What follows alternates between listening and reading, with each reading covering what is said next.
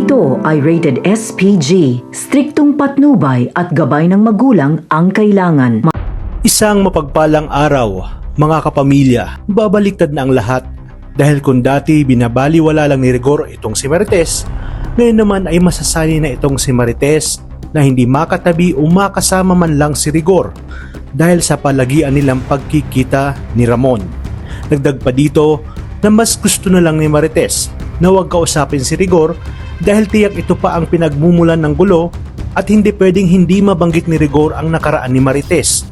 Wala na ngang magagawa pa si Marites kundi pumayag sa kagustuhan ni Ramon patungkol sa pagdidisiplina sa kanilang anak na si Tanggol. At matapos rin sang payuhan ni Roda ay tila nahimasmasan siya at muling binalikan ang kalbaryong pinagdaanan ni Tanggol sa kamay ng ama-amahan nitong si Rigor.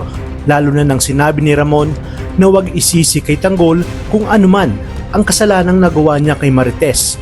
Sa pagdaan ng mga araw ay magiging magaan ang pakiramdam ni Marites sa tuwing nakakausap nito si Ramon. Ipaparamdam kasi ni Ramon ang kahalagahan ni Marites bilang babae at ina ng kanilang anak na dapat nire-respeto at iginagalang. Malayong malayo kay Rigor na puro sakit ng ulo at away na lamang tuwing sila ay nag-uusap. At dumating na nga ang araw kung saan ihaharap na ni Ramon si Tanggol kay Marites. Walang kawala si David dahil hindi niya mapaghahandaan ang sorpresang ito ni Ramon.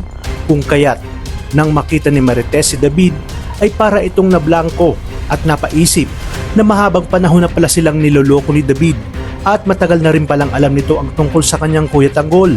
Ibig sabihin, lahat ng inaakyat ni David na pera ay galing sa mga Montenegro.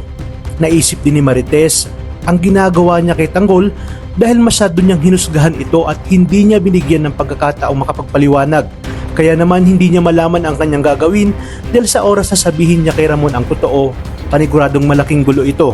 Kung kaya't kinausap ni David ng palihim ang kanyang nanay Tess, nasakyan na lamang ang kanyang pagpapanggap dahil sa oras na malaman ni Ramon na hindi siya si Tanggol ay hindi ito magdadalawang isip na patayin siya.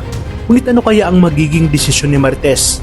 Ibibigin niya kaya sa tunay na Tanggol ang karapatan nito bilang tunay na isang Montenegro? Dahil sa paraang ito ay makakabawi siya sa lahat ng kanyang pagkukulang kay Tanggol at mga akusasyong ginawa niya. O susundin niya kaya ang mga sinabi ni David upang hindi ito malaman ni Rigor?